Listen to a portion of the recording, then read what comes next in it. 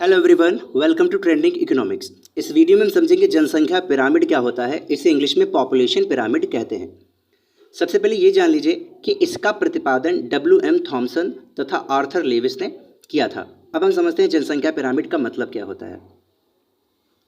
जनसंख्या पिरामिड वह उपकरण है, मतलब टूल है, जिसका प्रयोग जनसंख्या में समय के साथ हुए परिवर्तन के अध्ययन के लिए किया जाता है। मतलब 10 साल पहले क्या जनसंख्या थी, कितने पुरुष थे, कितना महिला थे, कितना बच्चे थे, 10 साल के बाद कितने पुरुष, कितने महिला, कितनी जनसंख्या हो गई, उनकी कितने परसेंट है, ये सब बताता है जनसंख्या पिरामिड।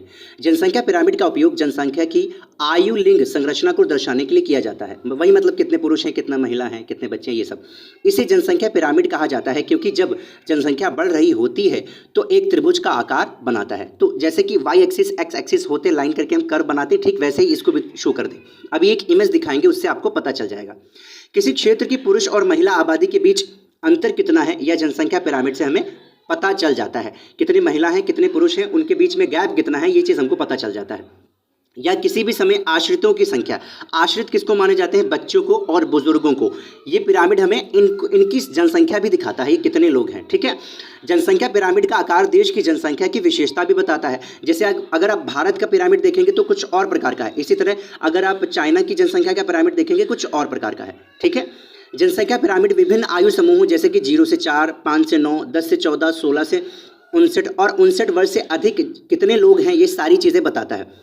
जनसंख्या पिरामिड के मुख्यतः 3 प्रकार होते हैं। सबसे पहला विस्तृत जनसंख्या पिरामिड। इसका मतलब क्या है, युवा जनसंख्या अधिक है और जनसंख्या धीरे धीरे बढ़ रही है।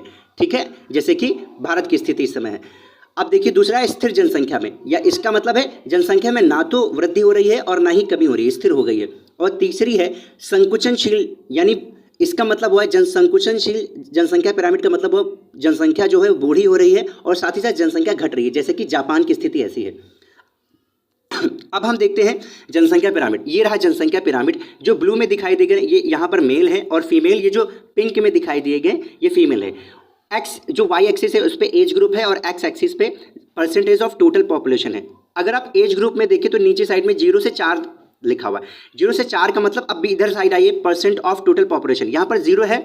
0% के इधर साइड में देखिए लगभग 4% के आसपास 0 से 4 वर्ष के जो बच्चे हैं उनकी पॉपुलेशन है, जो कि मेल है, मतलब लड़के पैदा हुए हैं।